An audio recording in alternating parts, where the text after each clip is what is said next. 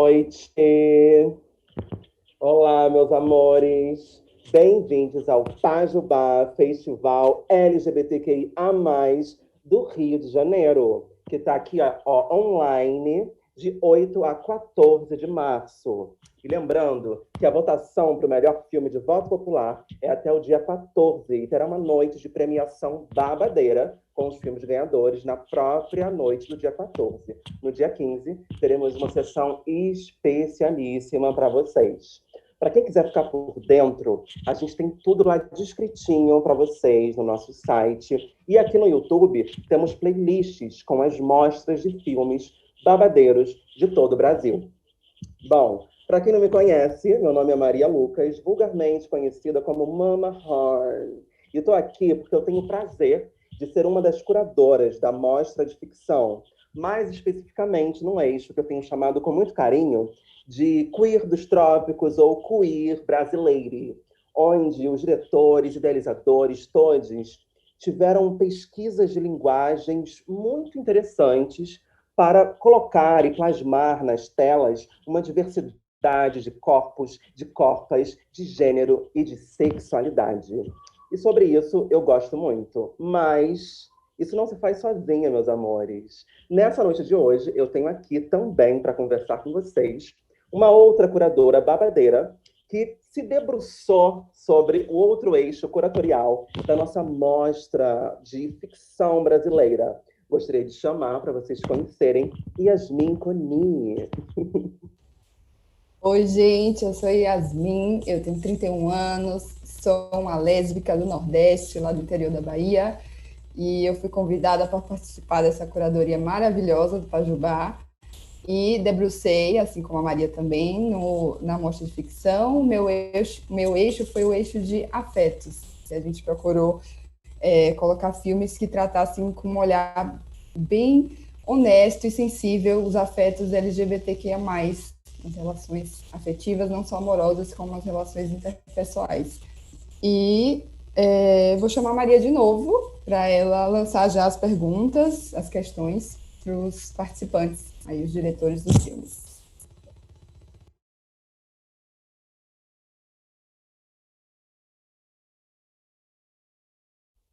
Oi, gente, boa noite de novo. Vocês são muito privilegiados porque vocês veem essa beleza que é a gente aqui nas telas. A gente não vê vocês, né? Mas assim, vamos tentar trazer muito afeto nessas relações que a gente está criando e recriando. Para isso, eu tenho aqui, ó, 5 filmes que mexeram muito comigo, do eixo queer brasileiro, no qual eu me debrucei. São eles filmes que me trouxeram muito carinho. Eu gosto muito de pesquisar corpo, de pesquisar linguagens. E esses filmes, eles se chamam Abjetas 288, Os Últimos Românticos do Mundo, Papinha de Goiaba, Periférico e Aonde Vão os Pés. Então eu aqui, ó, com a minha cabeça e com a minha copa inteira, porque a cabeça faz parte do corpo, né?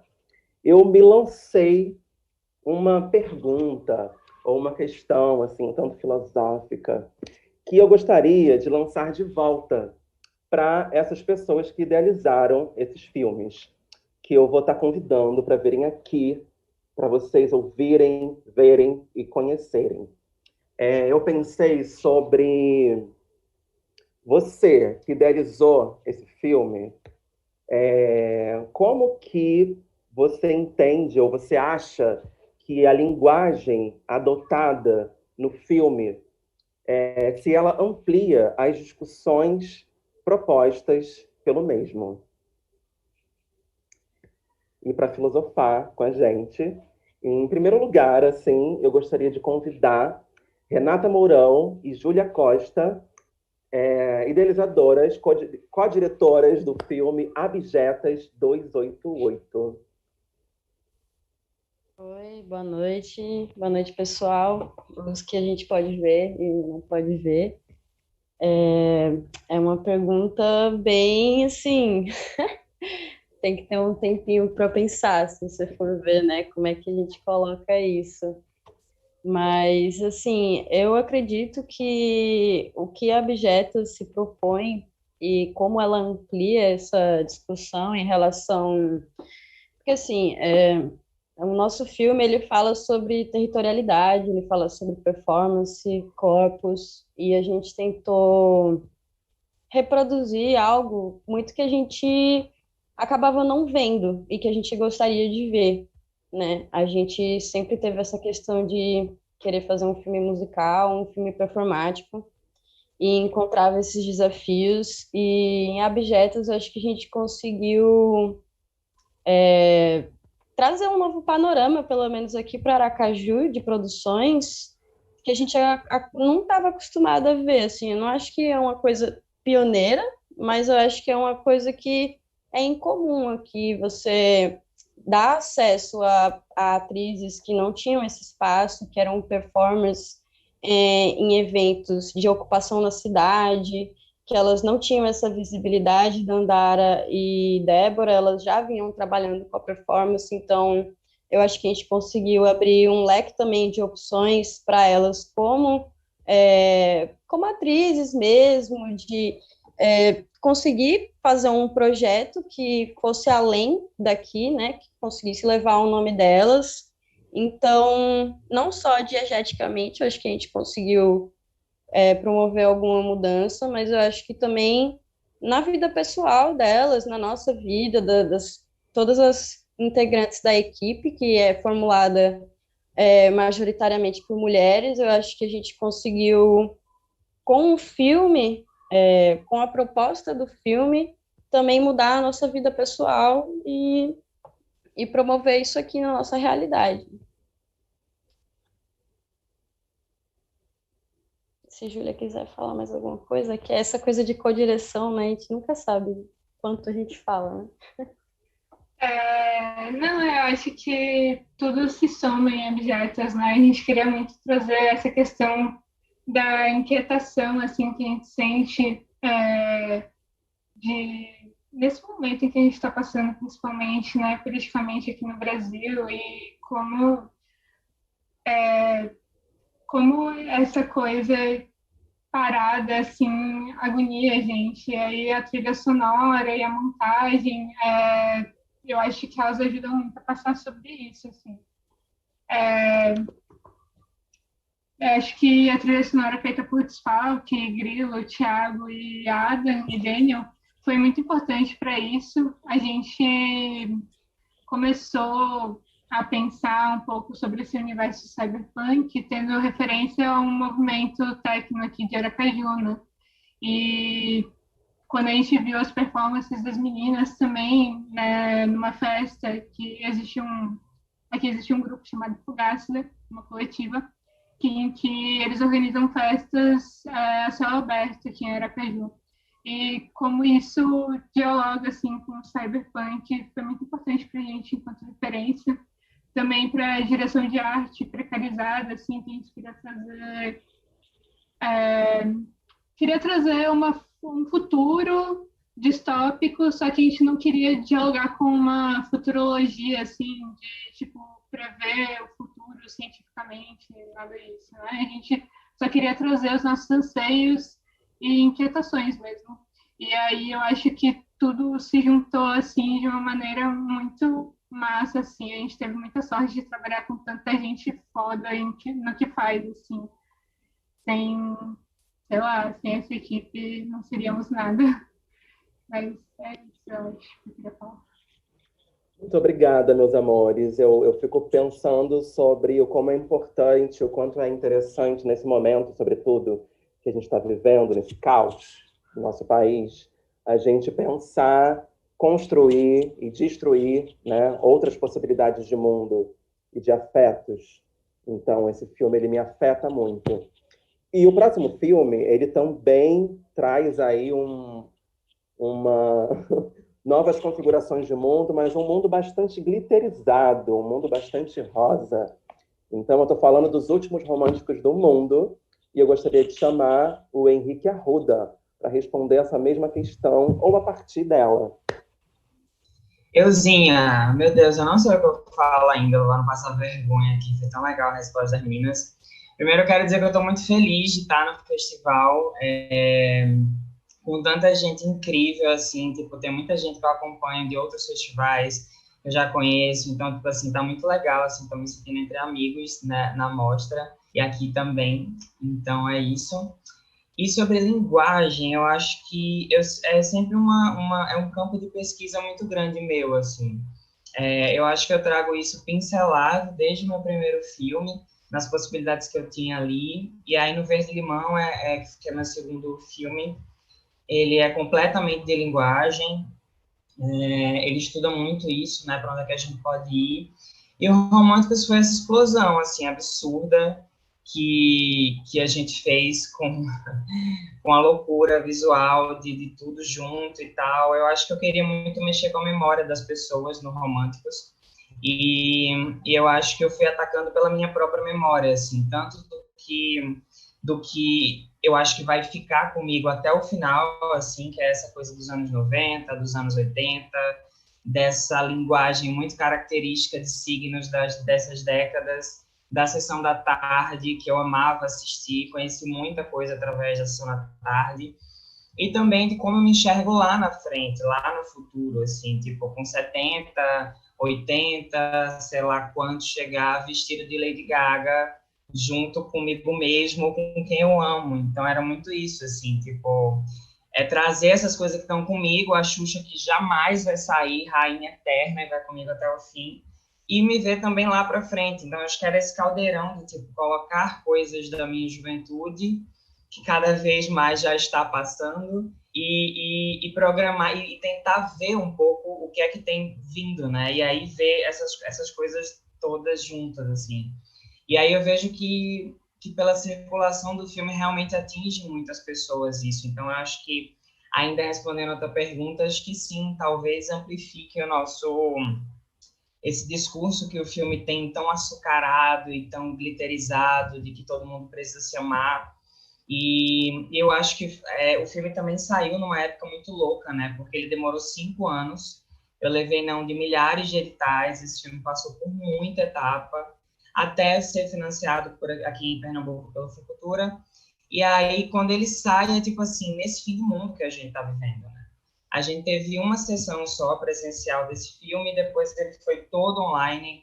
Ninguém podia mais se abraçar, ninguém podia mais sair de casa, então acho que todas essas relações ficaram afetadas, e junto com isso, Pedro e Miguel foram seguindo, assim, essa estrada, e eu acho que virtualmente a conexão das pessoas foi muito legal, assim, porque a galera vinha muito falar da coisa da Sessão da Tarde, vinha muito falar dos clipes da MTV, de tanta coisa que tem ali diluída, e às vezes o papo era muito mais sobre isso, assim, com as pessoas que chegavam nas redes sociais. Acho que o Instagram do filme cresceu muito também, e eu troquei muita ideia com muita gente sobre isso, sobre MTV, sobre o quão telefone é icônico, sobre, enfim, tantas coisas que tem ali dentro e que são signos, né?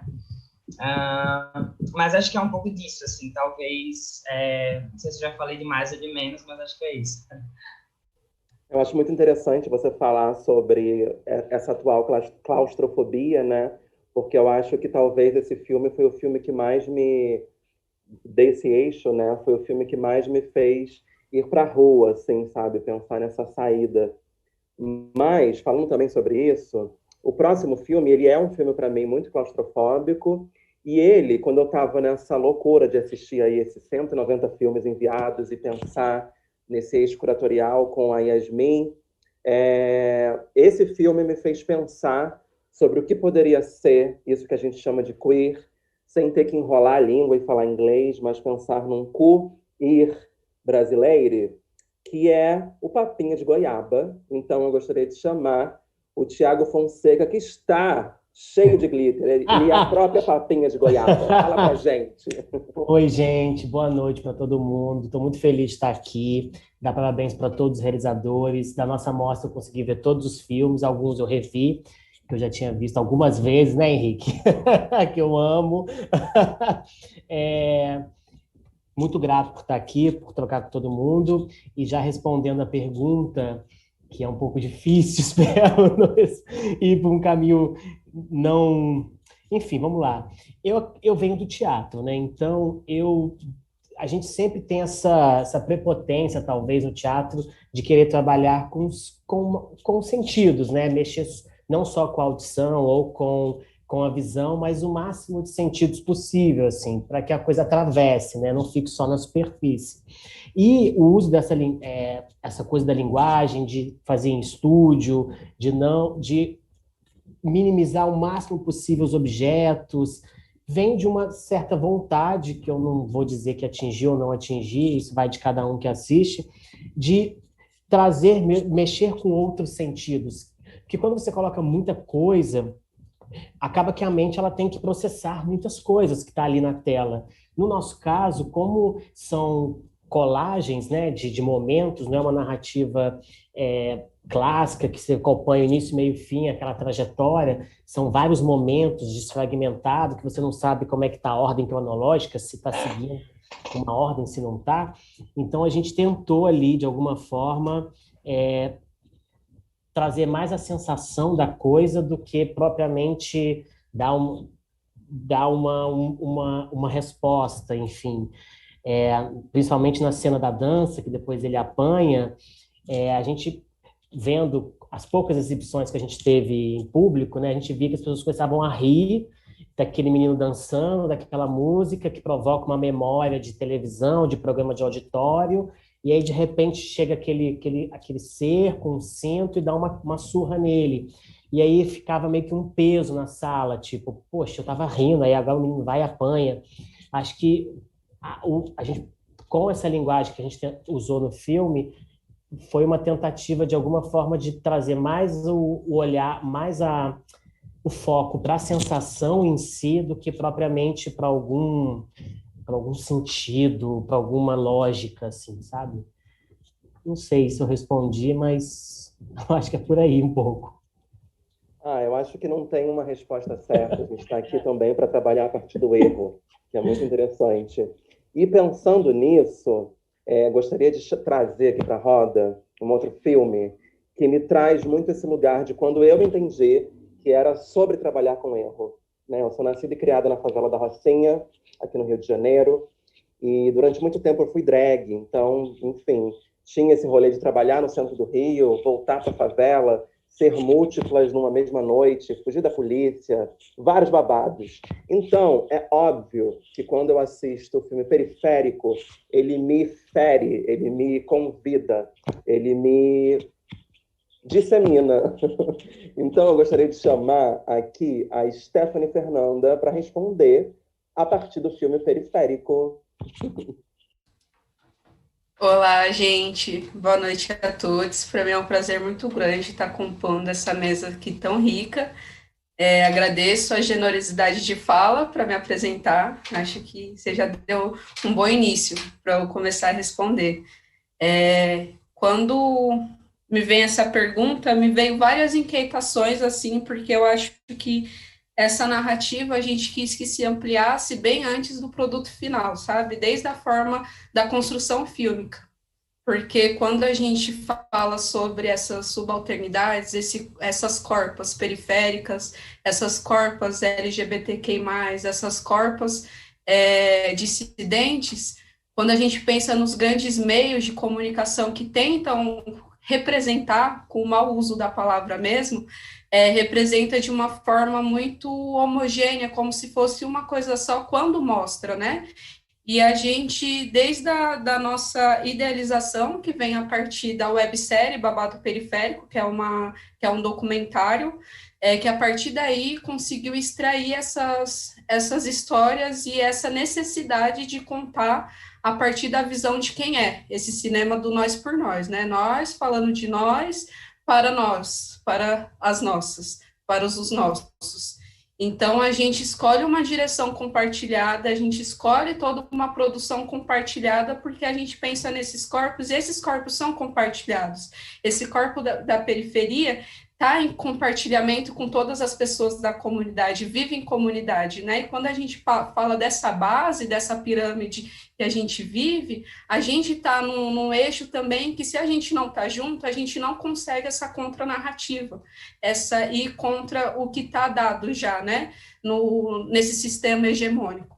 Então, a gente escolhe de maneira compartilhada, passar por várias mãos, o roteiro, a gente escolhe que não seja uma cabeça pensante para dirigir, sendo 4 cabeças totalmente diferentes, e cada um na sua área, cada uma na sua área, para pensar e somar nessa pluralidade, porque somos corpos plurais.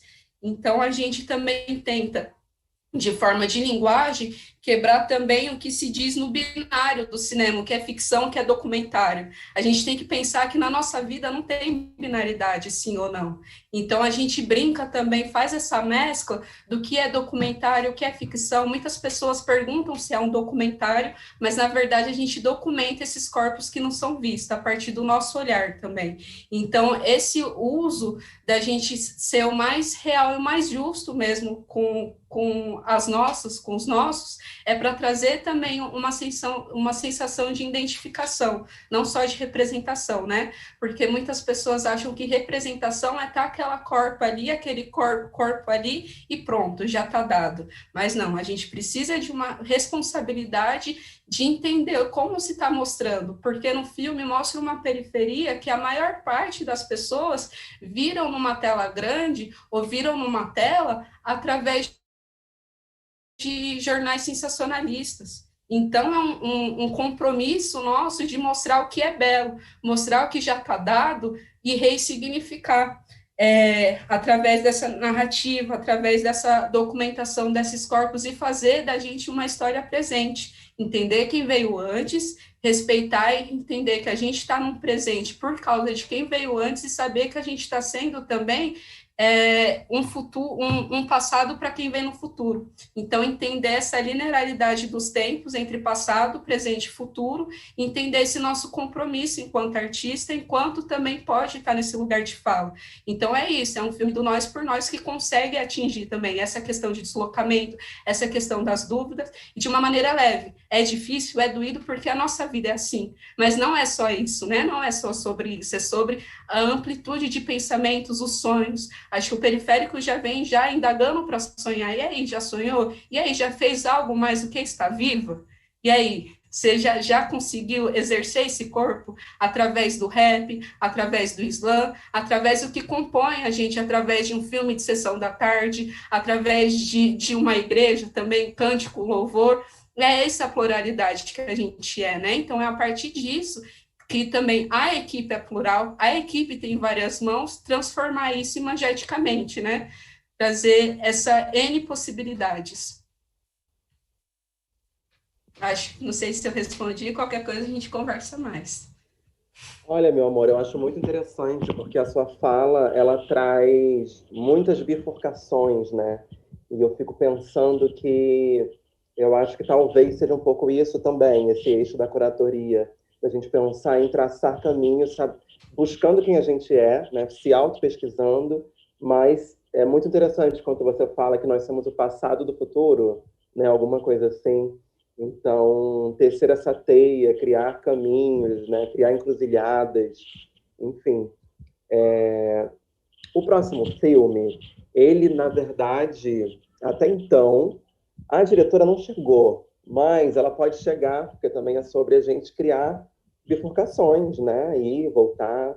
Mas nesse último filme do meu exploratorial, eu vou falar um pouco só, porque vai que a gata chega.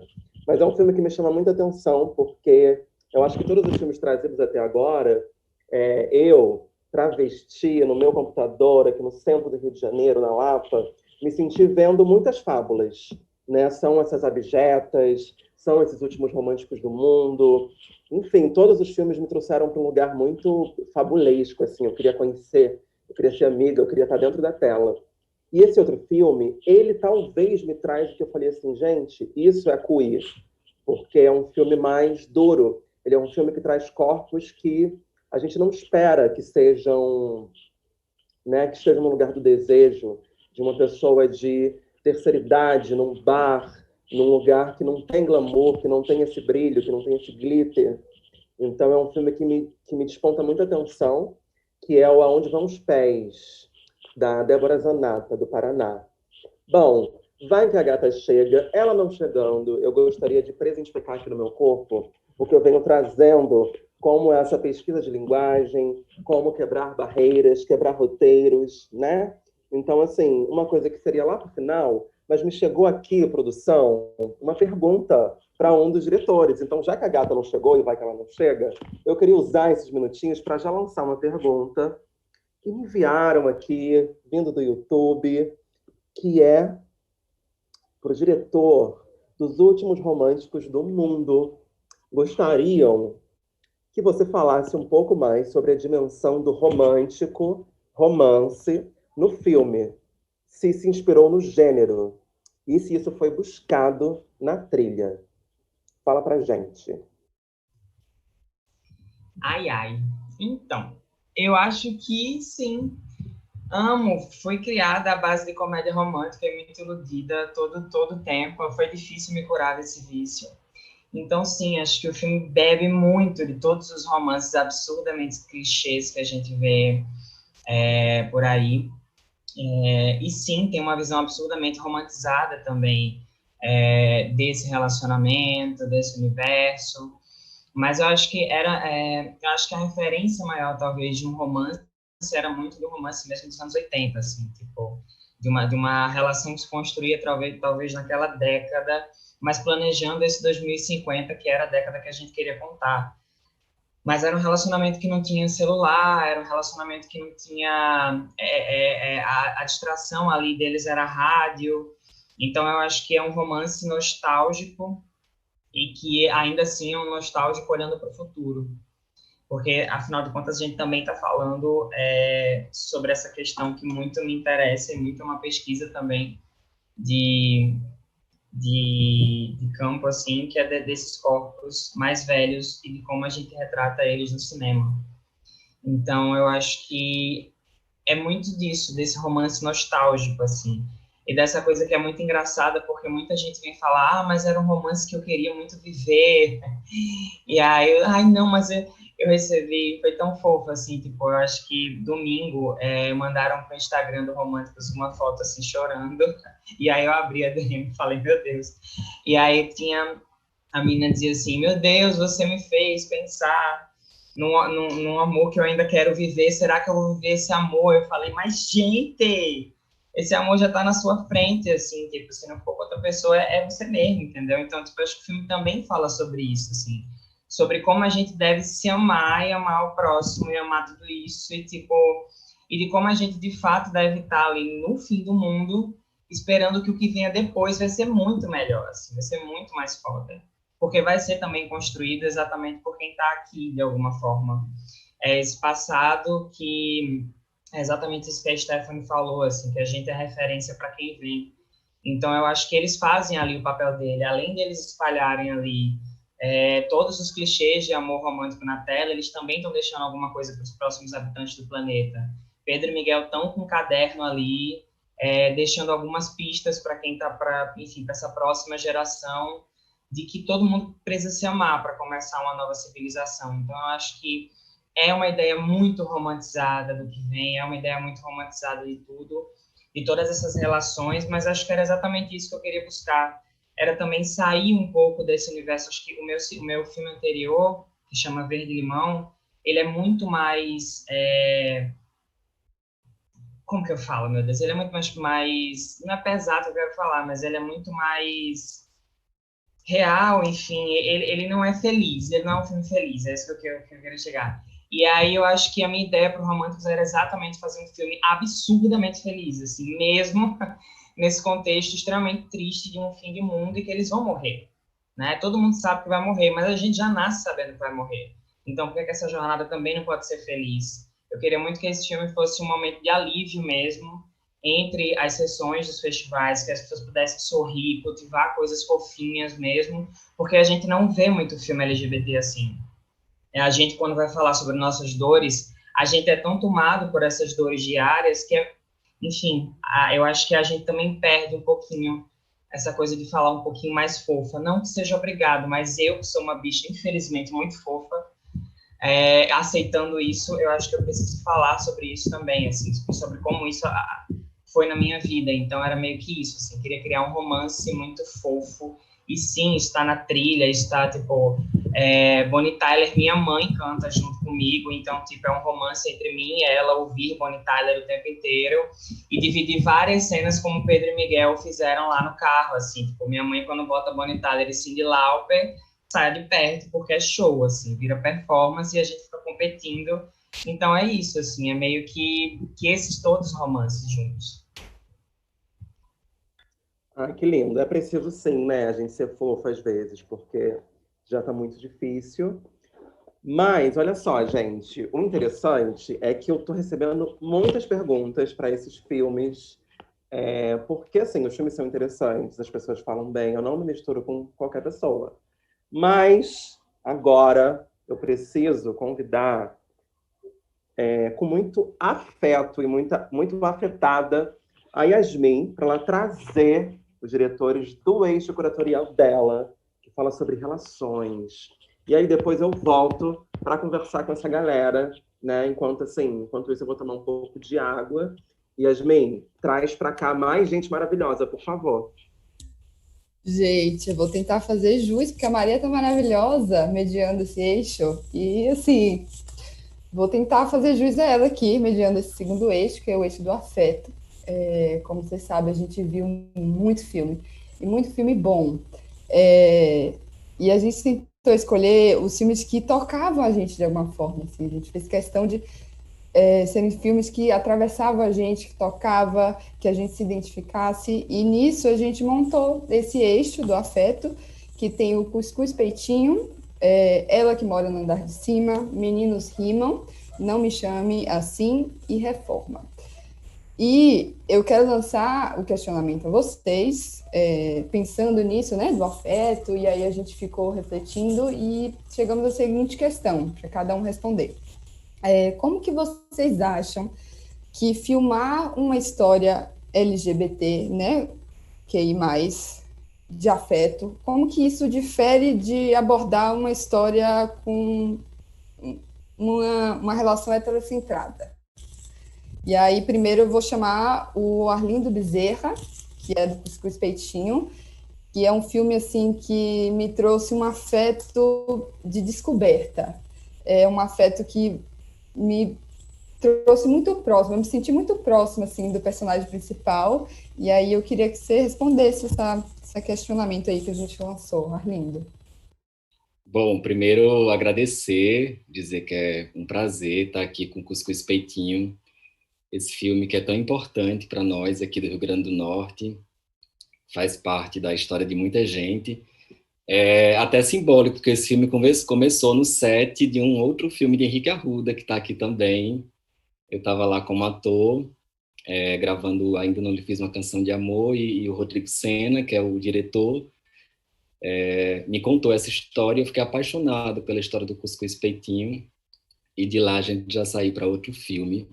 Eu assino a produção executiva e a preparação de elenco, e eu acredito muito que a história de Carol, né, que é um personagem masculino que vive dentro da narrativa de uma fábrica, né, de uma fábrica de cuscuz peitinho, e se desdobra nessa relação afetiva de amizade, né, dentro da própria fábrica.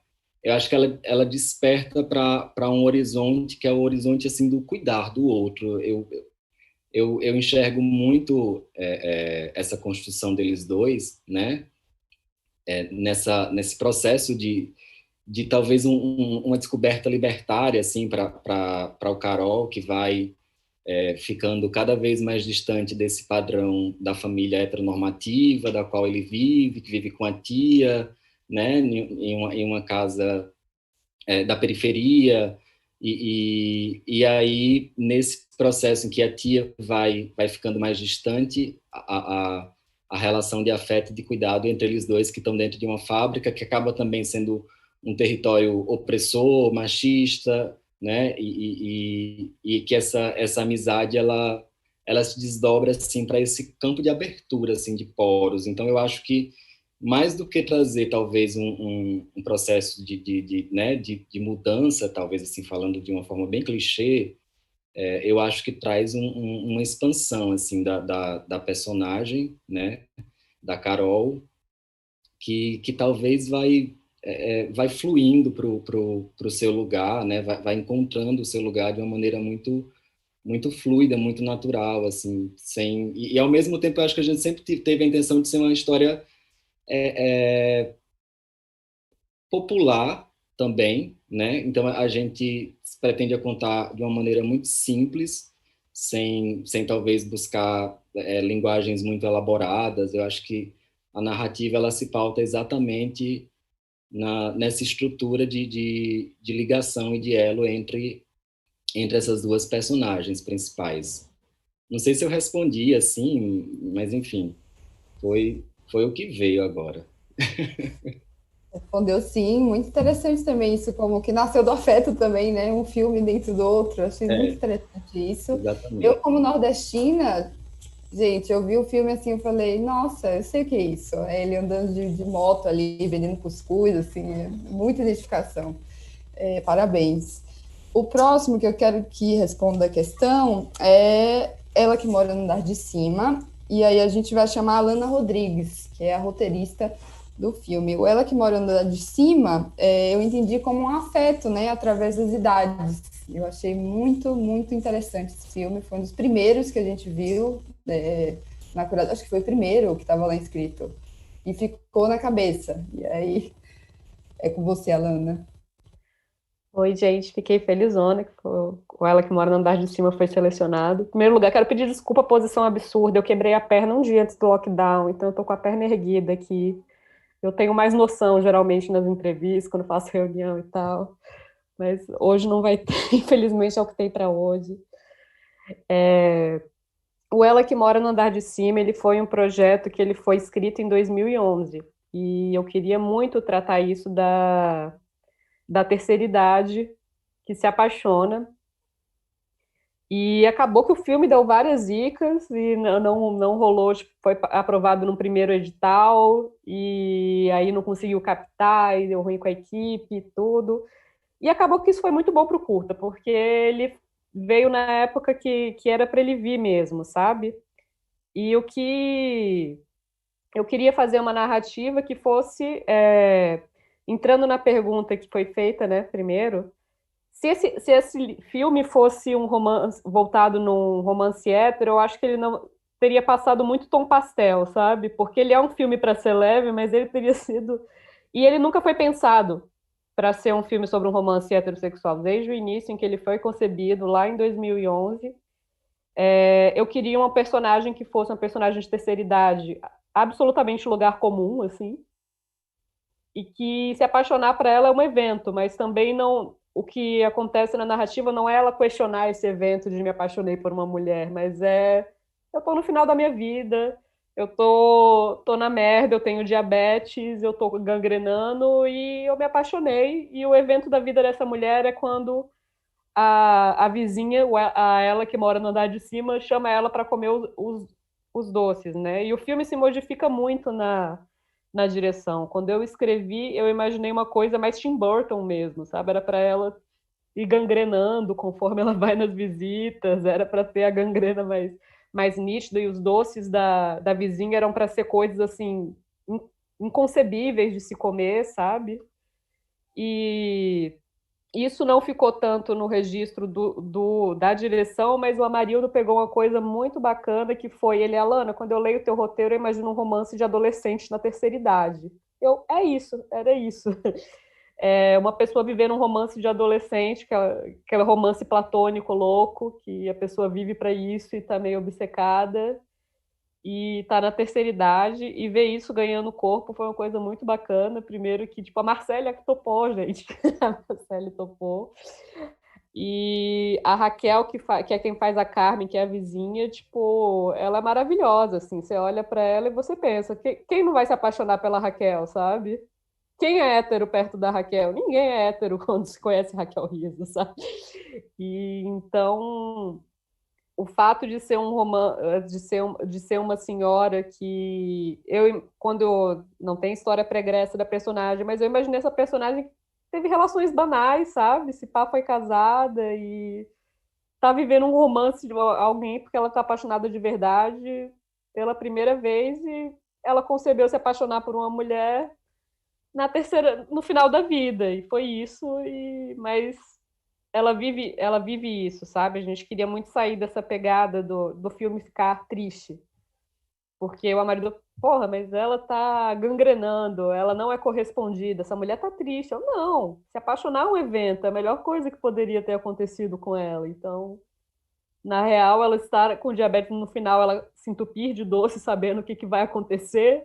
Para mim, ela está vivendo, para mim, isso é um evento na vida dela. E o fato disso ser uma paixão por uma mulher, uma pessoa absolutamente comum, nunca viveu o meio LGBT e se apaixona, esse é o grande evento da trama. Então, definitivamente seria outro filme se fosse centrado numa relação de uma mulher que se apaixona pelo vizinho, no ele que mora no andar de cima, não.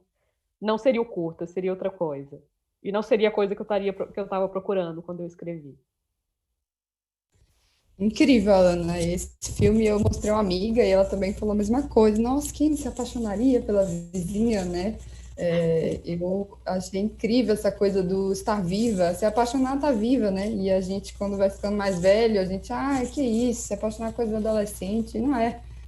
E eu sentia que esse filme trouxe isso, e por isso que ele ficou na minha cabeça, e na da Maria também, depois de a gente ter visto 190 filmes, sei lá quantos, porque ele foi o primeiro, literalmente, que estava lá escrito para a gente ver. Então, assim, parabéns também. Agora eu quero chamar o montador do Meninos Rimam, que é o Murilo Moraes, que foi um filme também lindíssimo, que, assim, eu me emocionei bastante, super sensível, e traz o afeto dos adolescentes através da música. Os adolescentes negros da periferia, e, assim, esse filme também ficou muito na minha cabeça, e eu queria que o Murilo falasse um pouquinho pra gente. Oi, gente, boa noite. Bem, o Meninos, assim, acho que para além do afeto de um relacionamento homossexual na periferia do interior de São Paulo, ele passa por uma questão de afeto do próprio cinema, assim, né? Porque o descobrimento daquilo, ele acontece através de uma câmera também, né? Da câmera que o ator principal, que é o Gabriel, que o nome do personagem é Arthur, mas o nome do ator é Gabriel, ele arranja uma câmera, né, na oficina, e aquela câmera é o pretexto para ele explorar o corpo do amigo dele, para eles se explorarem, sei, de uma forma assim meio escondida, mas também super exposta, assim, bem voyeurista um pouco, né? Mas é isso, eu acho que é um TCC também, meu, dos meus amigos, e a gente se conectou pelo cinema, assim, também. Então, a Ana, né, Ana, que é a minha parceira de montagem, a comontadora comigo, a gente, frequentemente, na ilha de edição, a gente percebia como o material se impunha mesmo, assim, sabe? Acho que isso é muito importante também, que o material do filme, ele fala com você a todo momento, quando a gente está trabalhando ele. Seja escrevendo, montando, dirigindo, ele se impõe, assim. E acho que a imposição maior dele foi a gente caminhar para esse afeto que a gente está todo mundo sentindo, né? Não acho que é à toa, assim, que a gente recebe tantas respostas carinhosas pro filme, assim, mais do que uma resposta de tipo, poxa, um filme LGBT na periferia, não sei o quê, é mais uma resposta de tipo, de um carinho e de certa forma até uma certa ingenuidade que transpassa por aquilo, né? Acho que também por aí. Que ótimo, assim, eu acho que ficou muito visível na montagem também esse afeto, acho que essa sensibilidade, assim, eu lembro muito de uma cena das mãozinhas se tocando, assim, era tudo muito pequeno e real, assim, por isso que eu acho que esse filme me tocou bastante. Parabéns também. Eu quero chamar agora também o Diego Migliorini, que é o diretor do filme Não Me Chame Assim, que é de São Paulo, que é um filme que eu entendi como um afeto com o próprio corpo. E é um filme que também lindíssimo. E aí eu quero que você responda a nossa pergunta e fale um pouco sobre seu processo. Tá bem. Primeiro, obrigado todo mundo, curadoria, o festival e a outros diretores, todos fazendo cinema LGBT no Brasil. É um prazer estar com todo mundo.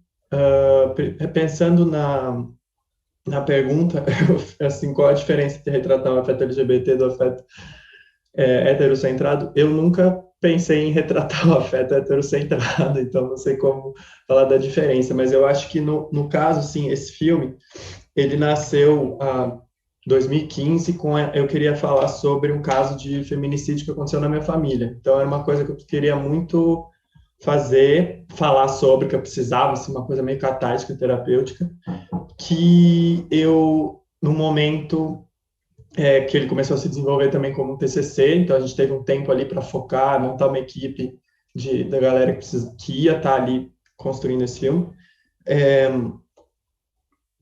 A partir do momento que eu tive uma crise com a questão de, cara, eu vou falar sobre uma mulher, né, travesti que vai morrer, e eu sendo um cara branco, cara cis, falar sobre isso. A partir do momento que eu entendi que o filme precisava ser sobre a voz dela, eu tive que encontrar nela alguma coisa em comum comigo. E eu acho que a coisa principal nesse aspecto é a questão do como a gente, LGBT, que é criado meio que para não se gostar, né?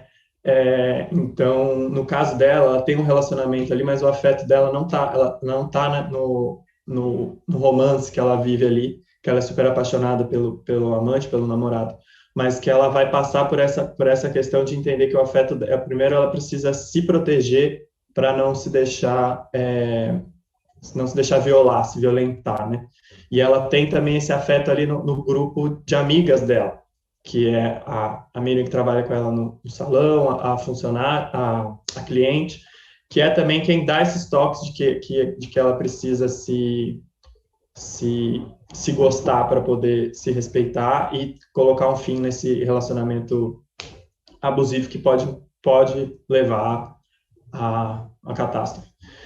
Então, eu acho que assim, esse filme não teria sentido se fosse pensado como retrata, se ele fosse, sei lá, se tivesse um espelho heterocentrado dessa relação, porque quem não é LGBT, claro que assim, passando por cima de todas as subjetividades de cada uma desse grupo que compõe, né, o LGBTQIA, eu acho que é aquela questão, não existe heterofobia, né? A gente não pode falar disso. Não teria esse problema, essa questão, lógico que assim, autoestima é outra história, mas a questão da homofobia, transfobia, lesbofobia internalizada é uma coisa que é um passo que as pessoas cis não têm que passar por. E eu acho que o que eu consegui encontrar de identificação minha como roteirista, diretor, com a protagonista foi nesse sentido, desse afeto que a gente precisa estar sempre correndo atrás e se validando para existir, para ser quem é, enfim. Acho que é por aí. Sim, eu achei muito incrível esse trajeto que a personagem faz do gostar mais do outro, né? Não sei, para depois no final ter aquele afeto com o próprio corpo, assim. Eu escrevi afeto com o próprio corpo, identidade. E gostar de si, e se amar, e sair desses boy lixo que a gente se envolve às vezes, né? E também pensando em afeto com o próprio corpo, por último, não menos importante, tem o Reforma, que é de Pernambuco, que é do Fábio Leal, que eu também escrevi afeto com o corpo, né? Que trazemos um personagem gay, gordo, que ele tem um problema também com o próprio corpo e no final ele se aceita também. E eu achei isso maravilhoso, a cena do banheiro para mim incrível. Eu falei, meu Deus, E os atores também, e aí eu vi que o Fábio também, que foi o ator principal, assim, achei de um profissionalismo muito grande, foi assim, umas atuações muito boas. E aí eu quero chamar você, Fábio, para responder essa pergunta. Primeiro, obrigado por terem aceitado meu filme. Já mudei umas 3 vezes a resposta aqui ao longo da resposta das outras pessoas. E primeiro eu ia falar, eu eu acho que é muito diferente cada uma dessas letras para a gente só comparar assim todas essas letras e as pessoas hétero. Mas aí, depois da fala do Diego, eu fiquei pensando que, de fato, tem algo que nos junta, que é essa falta de aceitação que as pessoas vão incutindo na gente desde muito criança, né? E aí tem essas questões com o corpo enfim, que podem ir para um lugar de gênero e podem ir para esse lugar que é o lugar que eu exploro, que tem a ver comigo, que é o lugar do peso, do formato do corpo, sabe, da pele, do pelo, e que é bem isso, né, do que a gente é de fato, né? Então a gente está sempre colocado para a gente não ser quem a gente seja em questão de gênero, seja em questão de sexualidade, de orientação sexual, de aceitação de como a gente de cor, de tudo. Então, eu quis fazer esse filme para falar dessas questões do corpo dentro desse meio específico, que eu acho que, de fato, é bem diferente. Quando eu vejo um homem hétero gordo, por exemplo, ele pode até ter questões com o corpo, mas é muito mais aceito. É quase como se ele tivesse esse direito, sabe? Assim, eu tenho o direito de ser gordo, mas os outros não. A mulher não. A mulher não tem o direito de ser gordo. Se a gente for falar dentro desse sistema heteronormativo, né? E claro, falando da maior parte das pessoas, mas para a mulher ser gorda é um problema muitíssimo maior do que para o homem hétero. E e vejo nos gays e nessas relações de aplicativo que quase os aplicativos surgiram, eu estava, 2, 3 anos de vida sexual ativa e foi assim, uau, aplicativos, resolveu todos os problemas agora. E, na verdade, resolveu uns problemas e trouxe outros nesse sentido de você sabe, assim que você entra no aplicativo, você sabe quem você é na fila do pão, sabe? Ou na fila do açougue, do Grindr. E então, quanto mais branco você quanto mais loiro você quanto mais magro você quanto mais sarado você E aí eu via que também dentro desse certo ranking de opressões que a gente foi criando ao longo desses últimos anos, a gordofobia, ela tá ali bem... Ninguém fala sobre ela, porque é quase como se a gente falar sobre ela, a gente vai estar deslegitimando uma outra opressão. Eu vejo um pouco esse movimento, sabe? E aí eu ficava... Eu não tinha, até fazer esse filme, eu não tinha coragem de falar para as pessoas que as piadas gordofóbicas delas me incomodavam, que o comentário de, parabéns, está mais magro, isso era ofensivo para mim. Que mesmo quando esse parabéns era para uma outra pessoa que emagreceu, então eu não mereço parabéns. Minha amiga que emagreceu 5 quilos porque ficou doente, pegou uma dengue, parabenizada, e eu não, sabe? Lembro de uma festa em que eu estava dançando super feliz, e aí chegou uma amiga e falou, olha, deixa eu te dar um conselho. Enquanto eu estava dançando, no meio da pista de dança, tu engordou, tem que tomar cuidado com isso aí. E aí, para mim, acabou a noite, assim. Tipo, eu tava super feliz, dançando, bebendo, e aí, para mim, a noite acabou. E nunca tive coragem de falar sobre isso. E aí surgiu essa oportunidade de fazer um filme com muito pouco dinheiro. Foi um filme feito sem edital, sem nada. Mas o meu sócio, na época, ia fazer um filme e eu aproveitei a equipe dele para fazer um filme logo em seguida. Então, o meu filme anterior, O Porteiro do Dia, ele demorou 3 anos para eu escrever. Era um curta também. E esse filme saiu em uma semana, eu escrevi, porque ele estava tão à flor da pele, assim, e se eu estourei o tempo, por favor, me fala, até eu sou meio sem noção, assim, de tempo. Mas, por acumular essas funções, eu acabei que eu não calculei o custo emocional do lance. Assim, eu fui escrevendo, tal, aí mostra que as costas dele tem pele sobrando, e aí tem um close aqui, um close acolá, não sei o que lá, e aí ele transa com os meninos e não sei o que. E aí, quando eu fui fazer, eu falei, caralho, é muita coisa, assim, é muita coisa para dar conta, dirigir, atuar num lance que eu próprio escrevi, e é muita coisa, assim, tipo, e aí eu tô nu em 50% do filme, sabe, assim, e mostrando partes do corpo que são consideradas não bonitas e tal, e aí, assim, eu brinco que esse filme foi patrocinado pelos laboratórios Roche, assim, porque foi Rivotril a cada 2 horas eu tomava um 0,25, principalmente no dia da gravação dos meninos, que foi meio Bruna Surfistinha. Saía um menino, entrava o outro. Foi um dia só para essas cenas. E aí eu ficava muito tenso, e tenso também, assim, de tipo, eu sou o diretor do filme, e eu tô fazendo uma cena de sexo com um ator que também é meu parceiro como ator, mas eu tenho uma posição hierárquica maior. Então, como é que eu posso deixá-lo à vontade para dizer, isso aqui eu não topo, isso aqui eu não quero, sabe? E como é que... Porque fica numa linha muito cinzenta. Às vezes você pode estar avançando no limite de uma outra pessoa que ela não quer fazer aquilo, mas por você ser o diretor, ela vai dizer sim.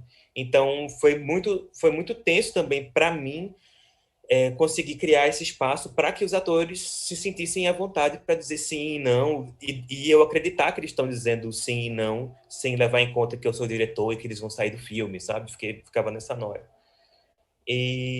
Mas acabou que deu tudo muito certo, assim, foi a pior semana da minha vida, porque eu sofri muito. Mas depois que o filme ficou pronto, eu fiquei com muito... orgulho mesmo de ter feito, sabe, assim. Tem um comentário também que eu não gosto, mas eu entendo que as pessoas façam, mas que você foi muito corajoso. Tipo, sim, mas eu não queria que as pessoas gostassem do filme por conta da minha coragem de mostrar as gorduras do meu corpo, sabe? Acho que o filme é outra coisa, é outra parada, não tem a ver com coragem. Mas acabei que desviei da tua pergunta, então eu não sei como é. Talvez, assim, se fosse uma mulher gorda, poderia ter muitas questões similares, mesmo que ela fosse hétero, e outras questões que talvez eu nem soubesse alcançar, porque tem toda uma questão de ser mulher que passa por uma outra subjetividade aí. Mas um homem gordo, hétero, eu acho que esse filme seria bem diferente. Não, eu também acho também. Quando eu assisti, eu fiquei assim, gente, e quando a sua fala e lembrando agora do filme, fica muito na minha cabeça, assim, como que é muito real tudo. E isso que você falou dos homens héteros não terem a mesma pressão que tem, né? Porque os gays tem os gays padrões e eles fazem muito bullying.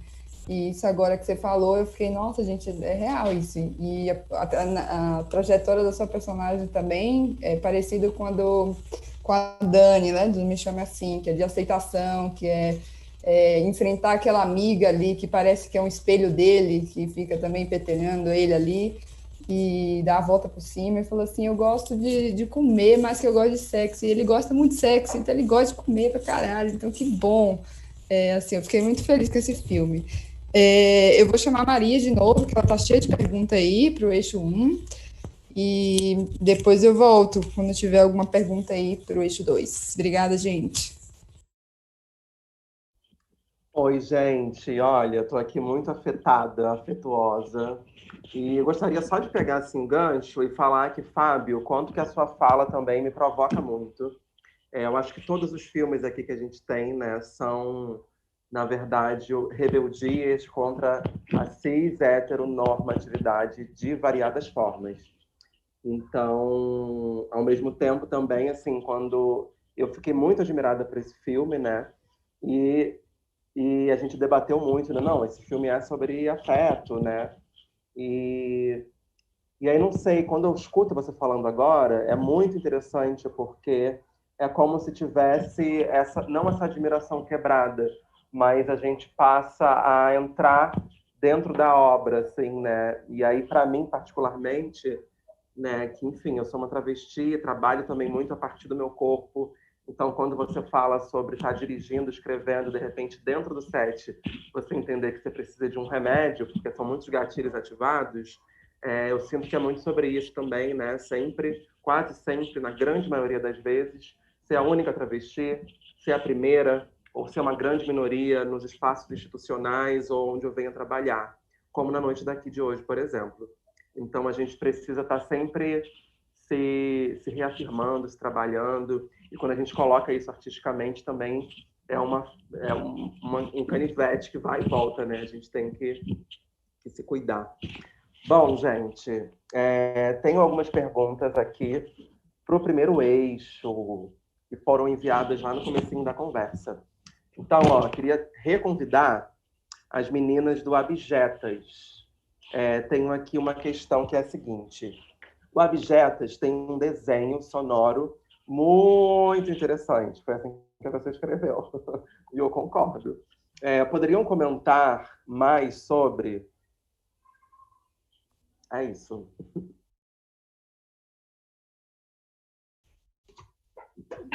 Então, eu vou começar dessa vez. Eu acho que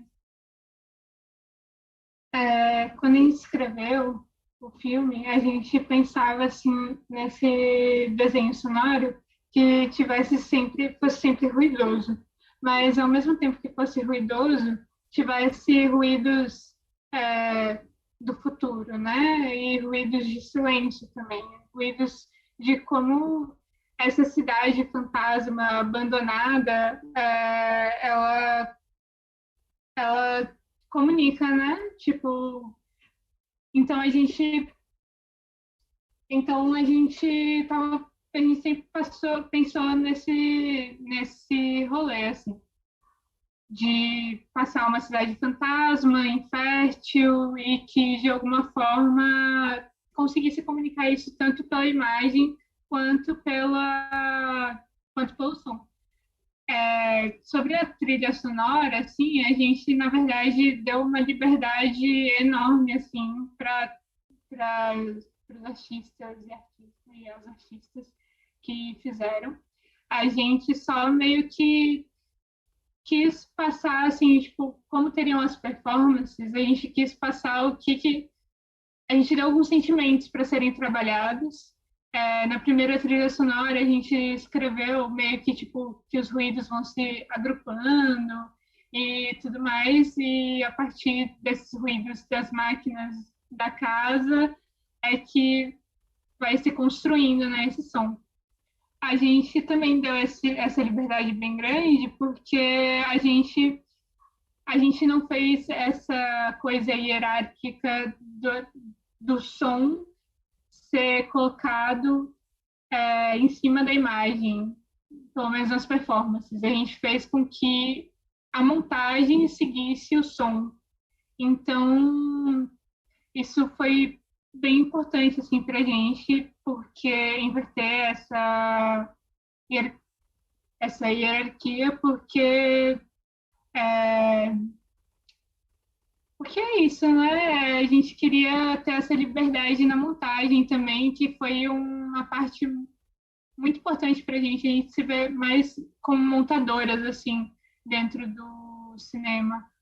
A gente... mas acho que é isso que eu vou falar. Vou deixar a Renata terminar aqui. Bom, acho que é basicamente isso que a Júlia falou, assim, a gente contou com um trabalho de desfalque, que é uma DJ que costuma participa da coletiva Fugácida. A gente contou também com o pessoal de uma banda instrumental, que a gente conferiu essa liberdade, assim como uma performance também. A gente teve um momento específico da performance de Dandara, que o nosso produtor ficou ditando os sentimentos, né? E ela foi fazendo a performance, nossa fotógrafa foi acompanhando ela, mas aquilo falava muito sobre o som, apesar de eu estar com um celularzinho ali, assim, vamos lá, gente, nesse sol de meio-dia, e a nossa atriz se jogando no chão. E o som, nesse momento, acho que foi o único momento que foi diferente, assim, no filme, que Dandara, que é Valenza, performou em cima do som, que foi uma grande construção, né, por meio da quarentena, que mandavam pra gente pedacinhos da música, e a gente falava, pô, melhor aqui, muda aqui, isso. Então, foi essa construção também na pós, dentro de toda essa dificuldade também de terminar um filme com duas montadoras estando à distância também. Então, tudo à distância. Então, foi bem massa, assim, essa construção meio aos trancos. Acho que formou também, faz parte de Objetas. Eu acho que é massa falar também que, para além da trilha da pós, assim, né, a gente também teve vários problemas, porque como a Objetas foi construída a céu aberto, assim, sem ter permissões e tal, a gente teve que lidar com vários problemas no som direto, né, tipo, o som direto foi muito bom, só que, enfim, a gente estava filmando e tinha uma rocha rolando ali do lado que não tinha como a gente pedir para a galera parar de tomar uma cerveja e escutar a rocha, né? Tipo, não era nem nosso lugar ali. Então a gente teve que trabalhar com várias dublagens e refazer alguns sons, criar tipo essas ambiências silenciosas e ruidosas ao mesmo tempo. Então é mais ou menos isso. Foi tanto pelos perrengues quanto pelas coisas premeditadas também, mas tipo a trilha deu certo tanto pelas coisas que deram errado quanto pelas que deram certo mesmo. Assim como na vida, o cinema, né, também sendo caótico dentro e fora das câmeras. Acho que isso é muito interessante também. Olha, outra questão que eu tenho aqui escreveram assim, ó. Gente, fiquei fascinado pela forma como o Periférico explora a territorialidade, onde as personagens moram. Fala pra gente, Stephanie. Olá, boa noite novamente a todos. Então, a gente ambientaliza o Periférico na Ilha do Bororé. E para quem não conhece, é uma ilha no meio de São Paulo e uma ilha que é quebrada. Tem o extremo sul da Zona Sul, aí depois do extremo sul tem mais extremo ainda, que é esse lugar, né? Eu acho que vale para complementar também essa resposta sobre essa territorialidade que a gente apresenta, é como a gente faz a ambientação, pelo que eu falei na fala anterior, sobre essa nossa missão, entre aspas, né, de recriar esse imaginário desse espaço. Então, a gente tenta usar, através da fotografia, o que é natural desse espaço, que é mais as luzes de dia. Na Casa da Luz, a gente tenta recriar um espaço como se fosse um templo religioso mesmo, porque a luz traz essa religiosidade para o filme. Então, trazer esse lugar de conforto mesmo, mostrar que ela precisa desse apego, dessa religião, mas ela encontra no conforto da casa. Então, a gente pensa numa ambientação assim, as cenas que são no centro da cidade, que é nessa transição, nesse procurar esse outro lugar, a gente coloca uma luz, uma ambientação mais para a fabulação, para esse fantasioso, para essa cor do neon, porque traz também, né, um lugar idealizado, onde esse periférico age que vai conseguir esses sonhos, onde que vai conseguir esses anseios. Já na Quebrada, não. Esse lugar de uma luz natural, essa luz de conforto, essa luz do que a gente vê e através da montagem do que a gente tem de videoclipe, dos clipes de slam, essas coisas. Então, trazer para o olho do telespectador esse interlocutor, o que é natural para ressignificar o que tanto vê, né? O que tanto vê nesse território. É muito interessante, porque eu acho que todos os filmes que têm idealizadores aqui hoje desse primeiro eixo são filmes que tem uma conversa ali com uma linguagem videoclíptica, né? De alguma forma, esses imaginários que a gente tem.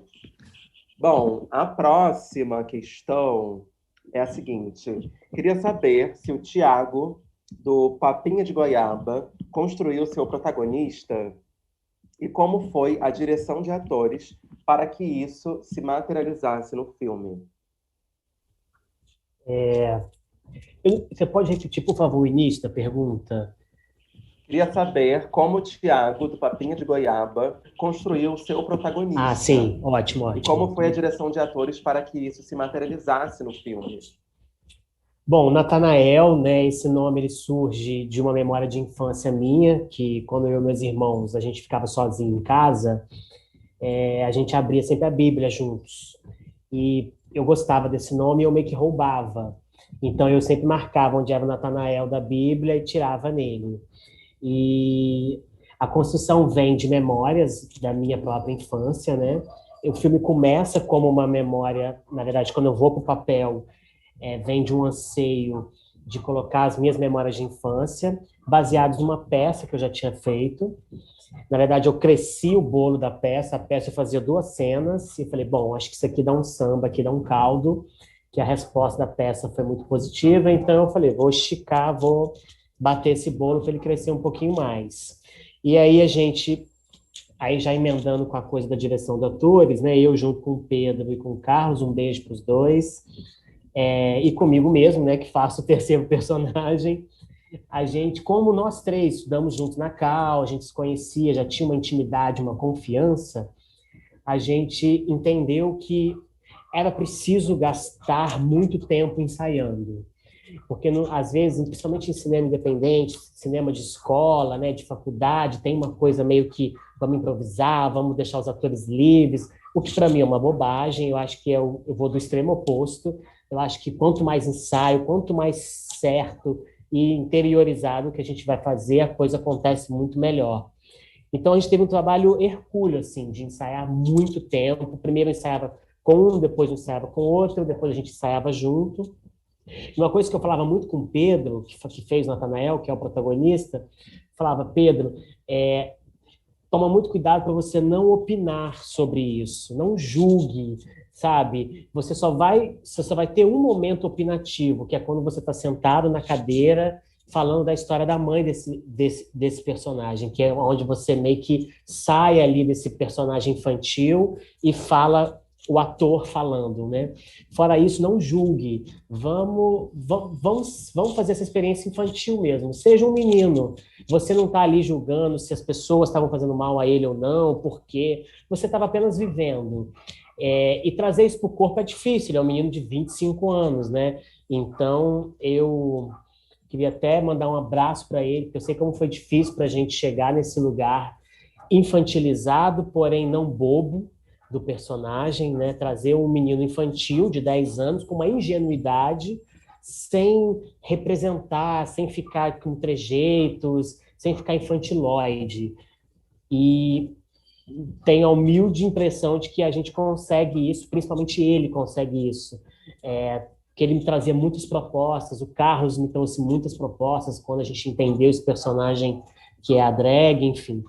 Então, foi uma construção de tijolinho a tijolinho mesmo, entendendo que a gente tinha que trazer, não julgar mesmo, ser inocente, mas, ao mesmo tempo, sem ser bobo. Acho que é por aí. Sim, totalmente, né? Revisitar esse lugar da infância que está aqui, né? Que a gente tem dificuldade de se livrar dele. Bom, gente, a Yasmin tem algumas outras questões que vocês estão enviando aí, mas eu acabei de ver que no YouTube o Pajubá Festival acabou de comentar que ao final do debate, Tiago e Henrique vão dublar pelas suas vidas. Enfim, aguardem. Yasmin, traz aí suas questões. Amei, gente. Sou fã do RuPaul. Quero isso agora. Eu tenho uma pergunta aqui para o Aline, do Cuscuz Peitinho, e perguntaram que eu queria saber mais sobre a quebra de expectativa no final do filme e o porquê daquela escolha. Quando o Rodrigo, né, que é o roteirista, ele apresentou para mim, sempre deixou essa opção muito clara, né, de que havia uma fala final do filme, havia um empoderamento final, né, de um posicionamento do personagem que de fato ia ia diretamente nessa cena que é extremamente homofóbica, né, assim. E aí o filme ele se dá de uma maneira muito leve, desconstruída, mas aí realmente é muito intencional, né, essa interrupção, assim, essa quebra, que é uma ruptura, assim, é um rasgo mesmo na narrativa, né, e isso foi, inclusive, assim, foi uma das coisas que eu mais gostei de trabalhar na preparação de elenco, porque acho que existia, né, dos próprios atores, uma certa leveza, e aí eu precisei encontrar maneiras de trazer, né, talvez esse lugar que fosse mais de provocar mais revolta, né, inclusive no Iago, assim, que talvez quem faz esse rasgo, né, porque o Sandro, que é o Carol, ele ainda fica um pouco nesse lugar mesmo de passividade, assim, né? Lógico que também está num momento que acabou de perder uma tia, né? E aí vem um escroto num bar, né? Enfim, sem fazer ideia do que está se passando e começa a importunar o cara. Então, acho que todo mundo meio que espera que talvez aquilo ali vá ser reagido com uma certa passividade ainda, né? Vai continuar nesse lugar, mas quando vem essa quebra, assim, para mim é um gozo, assim, que é quase assim, sabe? Eu queria também, assim, ter um pouco de cada um da gente, assim, né? Que por quantas vezes a gente vai em qualquer lugar e aí a gente escuta, né?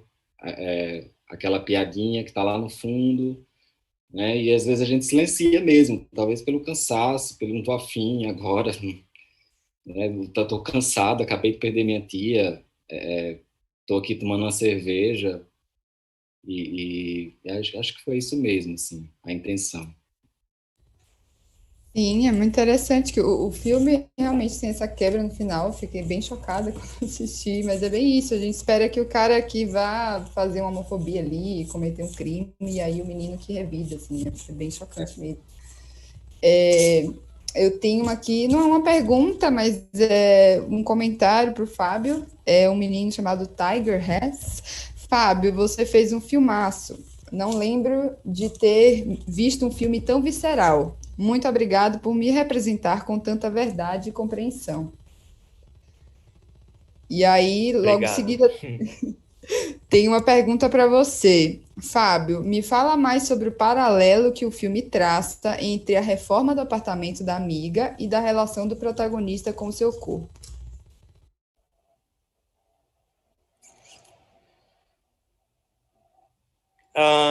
Eu acho que é meio autoexplicativo, assim, Eu tenho uma certa reserva, um certo receio de ficar explicando demais o filme e tirar das pessoas a possibilidade delas próprias criarem seus significados para aqueles símbolos, sabe? Mas não que seja também um grande símbolo, é meio óbvio o símbolo lá da reforma, mas eu acho que é um pouco essa... Não sei, Não sei responder, eu acho. Eu acho que ela quer fazer aquela reforma naquele apartamento e na vida dela e tal. Talvez ela encontre algum sentido a mais para a vida dela. Mas ele descobre que ele não quer fazer essa reforma no corpo dele, né? Ao longo do passeio dele por aqueles 3 caras e ao longo daquela conversa com ela, ele se dá conta de que o problema são os outros, assim, não ele. E ao mesmo tempo em que ela não assim, ela não é uma vilã, ela faz aquilo também por um sentimento de... A intenção dela é boa, né?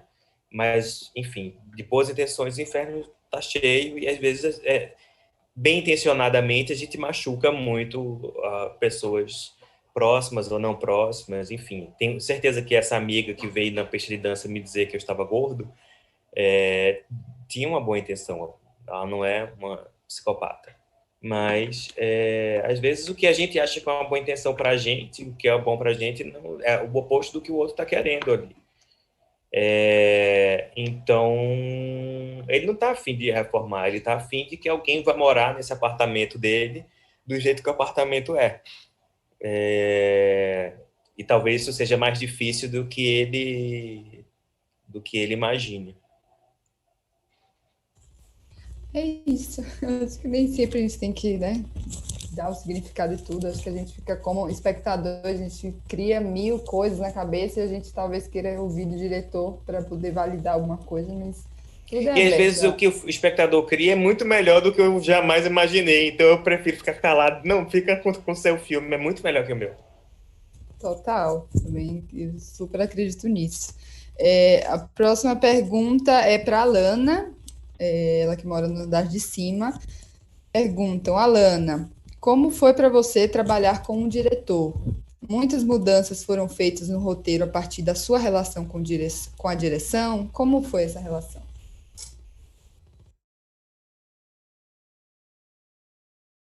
Tá sem som. Quebrei a perna e estou hospedada na casa do diretor, né? Não estou numa posição de sair descascando.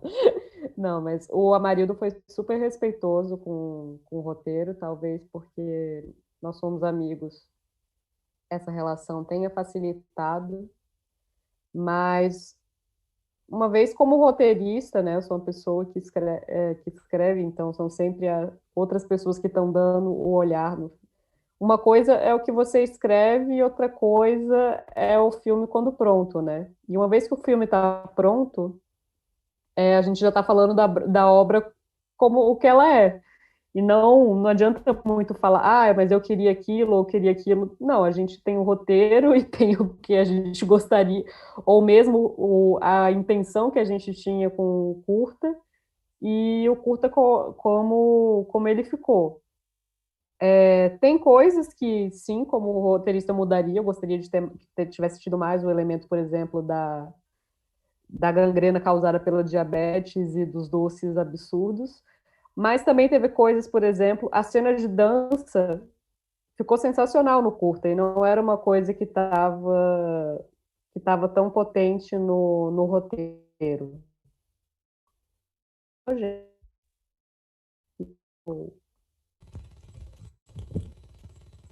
Cortou para vocês? Voltou, gente? Voltou. Em qual ponto que cortou? Desculpa. Estava falando da cena de dança. Assim, a cena de dança, por exemplo, ficou muito... Eu gostei muito da cena. E no roteiro, talvez porque também no roteiro a gente não prevê a atuação das atrizes ou como elas vão interagir entre si, mas eu acho que o curta atingiu coisas também que eu não estava imaginando. Então, assim, o trabalho com a direção é sempre, até certo ponto, meio caótico, porque, no final das contas, você está escrevendo algo e ela vai se transformar em outra coisa, e isso faz parte do processo da vida de ser roteirista, né? Eu trabalho com isso, então tenho que lidar com isso o tempo todo. Ixi, travou de novo. Eu acho.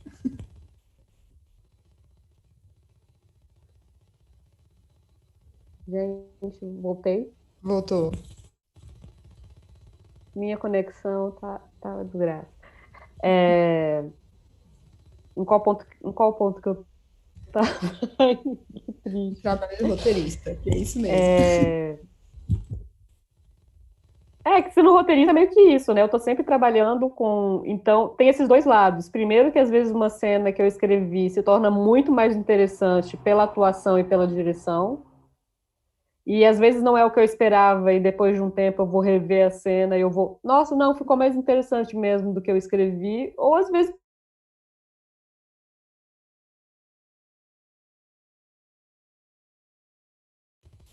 Acho que travou de novo.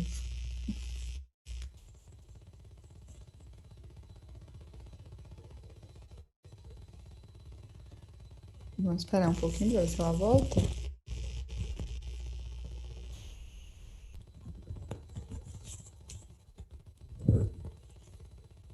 Alana, voltou?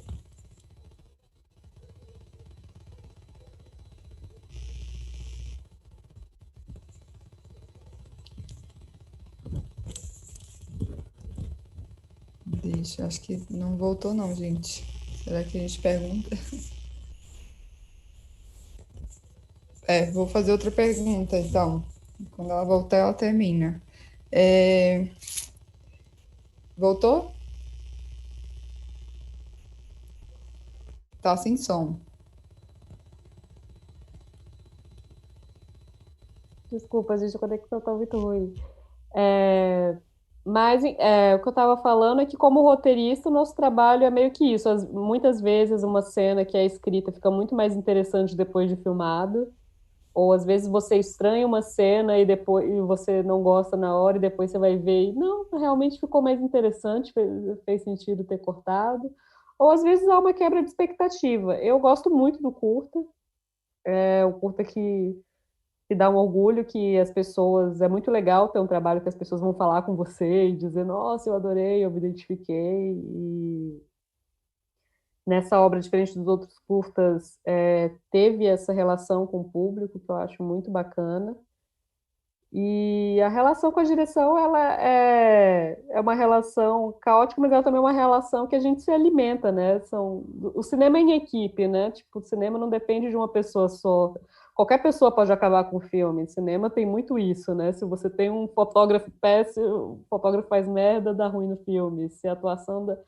Então, vai muito além da relação só com a direção, sabe? Mas para mim foi uma experiência muito positiva e eu gostei muito disso que o marido trouxe, consegui trazer a leveza que eu queria para o curta, que fosse um curta leve, apesar de ter alguns recortes meio mórbidos, e ele conseguiu fazer isso. E eu gosto muito da referência que ele usou de é um amor de adolescência na terceira idade, sabe? Eu acho que ele conseguiu passar bem isso, e é um curta que se comunicou com muita gente, assim. Então, para mim foi uma relação muito positiva. Eu acho que há divergências, e mais uma vez que você escreve a obra e a obra é filmada, é outra coisa, assim. Como roteirista, eu estou lidando com isso o tempo todo. Com certeza, também sou roteirista, sei muito bem como é isso, a gente tem que desapegar mesmo, a gente escreve a cena da gangrena lá, e aí viaja, e não pode ser assim. E aí muda tudo, mas é isso mesmo. Temos uma pergunta aqui para o Murilo, Meninos Rimam. Murilo, como foi construir a tensão sexual entre os protagonistas do ponto de vista da montagem? E aí, gente, boa noite. Do ponto de vista da montagem, assim,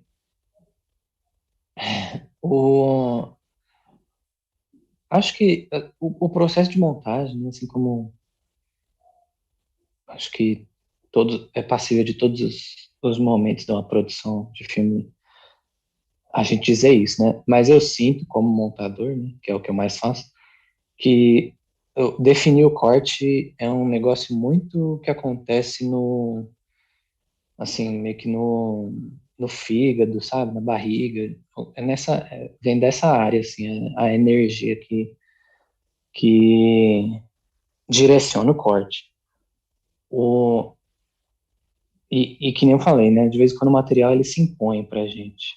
Então, a tensão sexual não tinha muito que ser construída e mais não sei se lapidado também, mas a gente tinha que de alguma forma sentir onde aquilo estava e ser levado, e se deixar levado. É isso que eu quis dizer também quando a gente falou que o material se impõe, né? A tensão sexual, ela existiu no set, né? Eu também sou continuista do filme, então eu estava lá. Então, foi um processo, assim, interessante para os atores mesmo, porque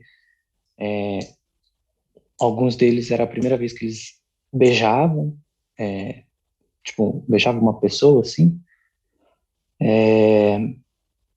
Então, foi um set, assim, de certos descobrimentos, né? A gente fala que o filme também é um desses filmes de crescimento, né? Tipo, esses coming of age, né? Então, mas também como filme de TCC, ele se apresenta para a gente, para a equipe, né? Como um processo de experimentação, né? Que também é um descobrimento, de alguma forma. Então, era interessante a gente achar essas sensações, assim, no set, e aí depois, no processo de escrita, né? Tipo, eu e o Lucas, a gente conversava muito sobre o roteiro, e então a gente tentava achar esses lugares também na escrita. Aí no set foi um momento de tentar encontrar isso. Na montagem com a Ana também foi um momento de tentar encontrar isso. Então eu acho que é meio que isso. Falando especificamente de decisões nossas, assim, né, minhas e da Ana, a gente sempre quis que eles se descobrissem através da câmera, né, e através dessa relação que eles tinham com a imagem. Então, eu acho que os momentos em que o Arthur se permite descobrir o corpo do Alexandre são os momentos em que ele se sente, de certa forma, protegido pela imagem, protegido pela câmera, ou enfim, né? Que ele tem uma barreira entre ele e o Alexandre. Então, criar atenção era mais a gente direcionar esse olhar dele, que já existia. Então, não sei, é uma pergunta difícil, assim, mas de como criar atenção, como construir atenção. Acho que a atenção, de certa forma, estava lá e ela se impôs para a gente. Acho que se ela não estivesse lá, a gente também não tentaria criar uma tensão sexual, entendeu? Meio que isso. Sim, eu acho que nada se cria na montagem que não está lá também, né? Mas eu entendi pela pergunta que acho que foi algo que eu falei também, foi uma tensão muito natural, uma coisa muito sincera ali, uma coisa, era tudo muito pequeno os gestos e foi bonito mesmo, como foi montado e tudo mais. A última pergunta vai para o Diego. Diego, como que você foi construindo o empoderamento da personagem do ponto de vista da direção? Porque ela começa introspecta, ouvindo o relato da viagem do amante, e depois ela vai crescendo.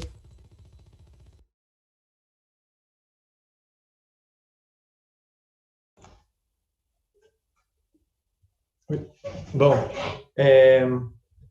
eu acho que muito disso, que o filme ganhou demais quando a Leona entrou, né, que é a atriz. A questão, assim, para mim, o ponto de virada que ela começa a tomar consciência de que ela precisa mudar o comportamento é da primeira agressão, que é na cena que ela fala para ele que vai seguir com a cirurgia e ele chama ela no masculino e começa a falar o que ela tem que fazer e impõe para ela aquilo que ele é a autoridade, então ele é o médico, ele sabe o que é melhor para ela, ele é o homem e tal. ali é o ponto que ela percebe que ela precisa mudar, que aquilo ali não está certo, não, assim, meio que quebra o cristal daquele relacionamento. Ela percebe também que ela é amante, que ele também nunca vai deixar a mulher dele para uma travesti, né? E eu acho que a ideia, como eu falei antes,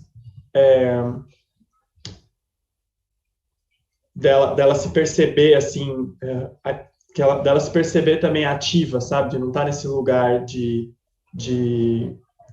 apenas mais um corpo na rua. Ela poderia ter tido esse destino, como fala. Só que, ao mesmo tempo, a gente está falando de ficção, né? Embora essa seja uma grande realidade, tal, aquela coisa que se fala, é na ficção que a gente tem a oportunidade de criar essas realidades alternativas, ou as realidades que a gente quer que existam, que é a realidade onde a Daniela dá o pé na bunda do Roberto e tranca a porta e não deixa ele nunca mais entrar. Quando a Leona entrou no filme, essa ideia ganhou corpo, né? Ganhou uma forma, e ela trouxe toda a experiência, toda a questão dela como atriz, e acho que o mais... Não sei se eu tô chegando direto ao ponto, assim, na questão da personagem, mas, assim, eu acho que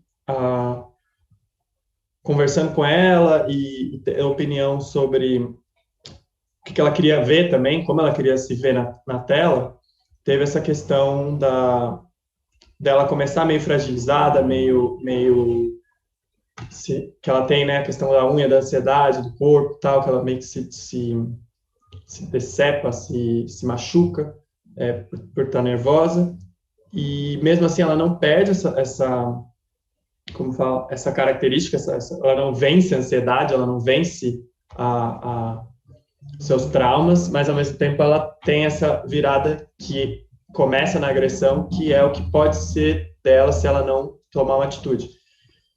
E é meio por aí, essa questão da ficção, de criar, não ter que ser tão, sei lá, fiel estatística, alguma coisa assim também, para não ficar tão trágico, tão triste, sendo que a gente está no lugar da criação, né? Que é onde a gente pode ali mostrar